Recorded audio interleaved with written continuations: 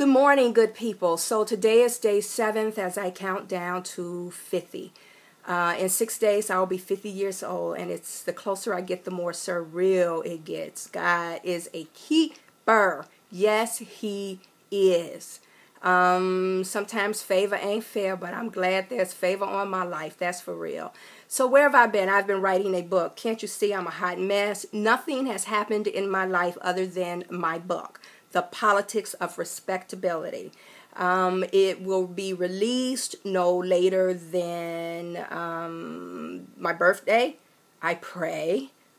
And that will be on Kindle, Amazon Kindle.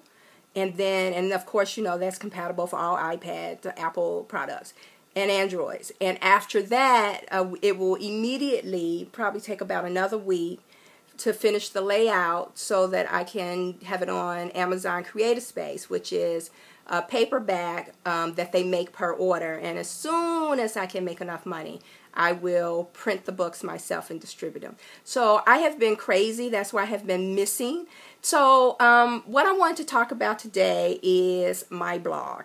And it was bothering me yesterday, and I need to put my glasses on because I need to read this to you. Okay, so people, okay, I'm going to try to keep, I'm going to get this together. People come to my blog and talk a whole lot of shit. Yes, they do. Now, I don't care if you like me. I don't care if you like me. Read my lips. I don't care if you like me. I don't care if you agree with me. Because I'm smart enough that we can agree to disagree. But what I care about is you attacking me, and it bothers me. Like, tell me this shit to my face, you know? Okay, so someone wrote, and I'm gonna read it. My phone is ringing, but I'm not gonna answer it. Ray, if you weren't so superficial, I could feel you. But dang, some of your beliefs, expectations are not thought through. I wonder if you would share some of the same sentiments if you were AIDS-free. For example, if you were a tattoo artist dealing with blood and needles, would you really knowingly take the risk of handling infected blood? Unconstitutional or not, you would not want to risk. If you were the man in the building AIDS-free, would you not if you were the man in the building AIDS-free, would you not be thinking, I hope she doesn't spit in my eye? It has nothing to do with ignorance. Yes, it does. Or lack of education. Yes, it does. And I'm going to address it. Just the reality that in spite of knowing, most people by nature don't want to risk the chance. As pretty and divified as you always feel the need to note, can you really say that if you were AIDS-free, never had AIDS enter your world, would you date, communicate with, or share the same respect for people with AIDS that you do now? Just being real, just a thought. You being messy, heifer. I didn't mean to call you heifer. That's a term of endearment. Okay. Then someone else said, it really is. I call my bestie heifer May all the time. I agree. You sometimes come across as arrogant. And I wonder if you were AIDS-free, would you openly date a person with AIDS? Seems you would be too good for them. I'm just saying. Okay. Okay. Whew. Okay. I got to do this in 15 minutes. Okay. So first of all,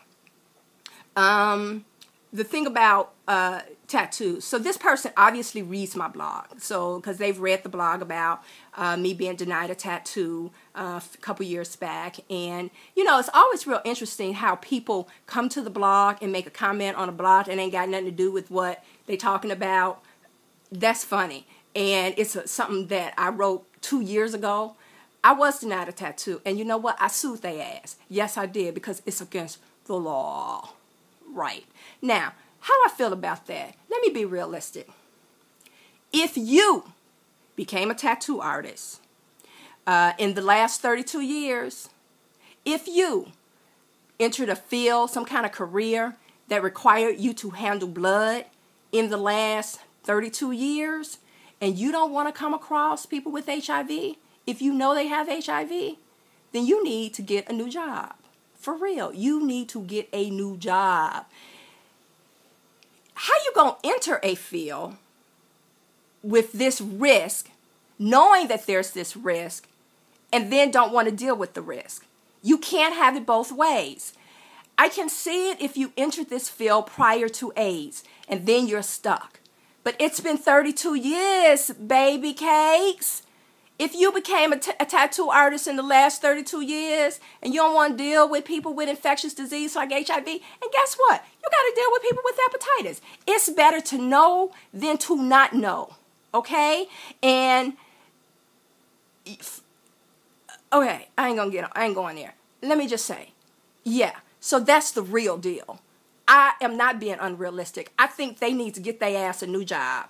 I think they need to go into a career where they won't be at risk. Now, let's talk about this spit thing.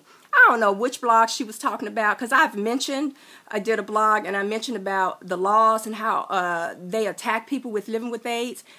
Someone got 30 years for spitting on somebody, a police officer, I think, when they had HIV. I'm ranting. Yes, I am. This is a rant today. And they got 30 years. 30 years. 30 freaking years for spitting on a police officer. You cannot read my lips. You cannot get HIV from saliva. I would have to give you 10 bucket loads of spit at one time. You can't even generate 10 bucket loads of spit. So it is a ridiculous law. Bottom line, how you gonna accuse me of attempted murder and put my ass in jail for 30 years and the spit ain't even a weapon? I don't get it. It's got to be unconstitutional, and no one's standing up for people with HIV. We've got to stop living in ignorance. We've got to live in the knowledge of what we know for sure. The research around AIDS has been remarkable in the last 32 years. You cannot transmit HIV through saliva. So for me to be superficial in my thinking, it's ridiculous for you to say such a thing. What's ridiculous is that you want to live in ignorance and fear that you can't even validate. That's the bottom line. Okay, now, this thing about men and dating. Would I hang around people with HIV? Would I have friends with people with HIV? Let me tell you something. I am compassionate. I am. I pick up strays. 4-legged strays and 2-legged strays. Like one time for real, I tried to save the pigeons had some babies and left them on my ledge, and I tried to save them. Okay, so that's just how compassionate I am. So let me give you my history, because you don't know me. When I was 19 and 20, when HIV first came around, I was traveling on the road with Jesse Jackson. He was the first presidential candidate that had an AIDS policy. We were meeting with people with AIDS. We were talking to people with AIDS. I lived in Washington, D.C. There were many people, huge gay community, many people dying from HIV, from AIDS back then. So yes, I had been associating with people with HIV for a very long time. I have been fighting for people with HIV since it came out. I was fighting for people with HIV before I knew I had HIV. So how dare you? Yes, I would, because you know what? I'm compassionate. I love people. And you know what? The Bible says to love thy neighbor as thyself. So yes, I would. Now, it just so happened that I got HIV so early in the AIDS epidemic, and I didn't know it for a few years, that I didn't develop close friends with HIV until after I found out I had HIV. But you have to understand, I've lived with HIV half of my life. So Hello? Okay, so what about dating? Dating. If I met an incredible man, oh, good Lord, who can buy me an Hermes Birkin bag every week. Okay, that's superficial and shallow, but okay. So, if I met a wonderful man who just made me giggle inside my heart and spirit, would I date him if he had HIV? Absolutely. Unequivocally, I would date him. Because you know what? I'm intelligent enough to know how to use a condom. I know that a condom used 100% of the time prevents the spread of HIV. And because I don't live in minutia, I live in the reality of life and what's before me, I would be willing to be with him because we can prevent.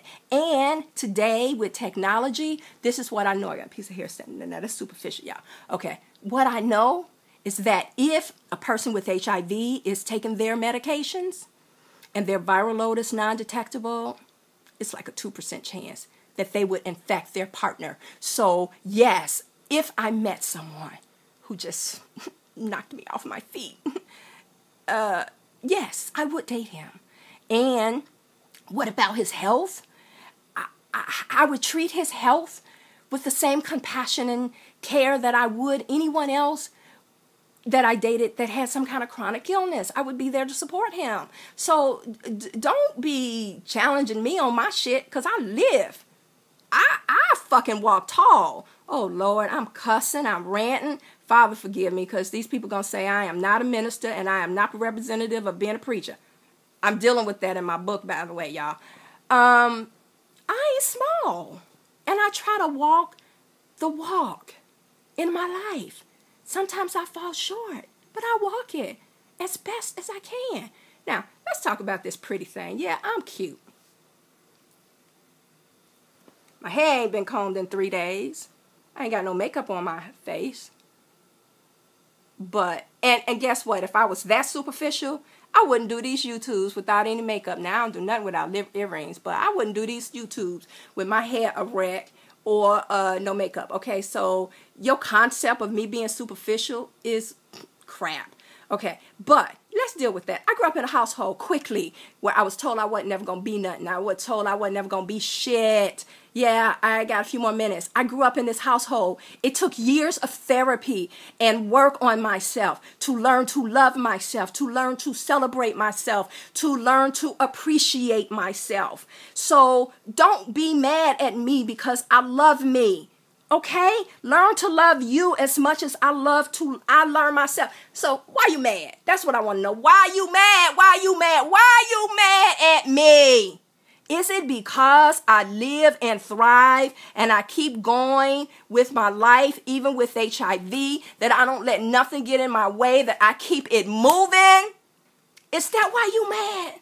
Or is you really, really mad because sometimes I hit a little too close to home and I make you think about your own shit? So why you mad, huh? Which one is it? I don't care if you come to my blog. Please come, because I got some knowledge to part. Yeah, I'm saying that. I got some knowledge to part. And I am smart. I got 27 years of education. I graduated magna cum laude, summa cum laude. Okay, you got that? Now, I don't care. I don't care if you agree with me. I don't care if you like me. But it bothers me when you come to my house and kick my ass. Why don't you say that shit to me in my face? Yes, to my face. So we can have a real discussion. Y'all, I got to get back to my book. Okay, I got to go. I had to get that out of my system. I'm sick of this shit. Get a life other than me. Okay, the politics of respectability is coming, and I'm dealing with it all. What it means to be a woman. Like, I'm going to map out my life to you. Some of y'all think I ain't woman enough. Some of y'all think I ain't Christian enough. Some of y'all say I ain't got no character. I'm going to lay out my life and talk about this collision course that landed me with the rescinding of my membership with Delta Sigma Theta. I'm going there to love you. In 6 days, I'll be 50. I'll be 50.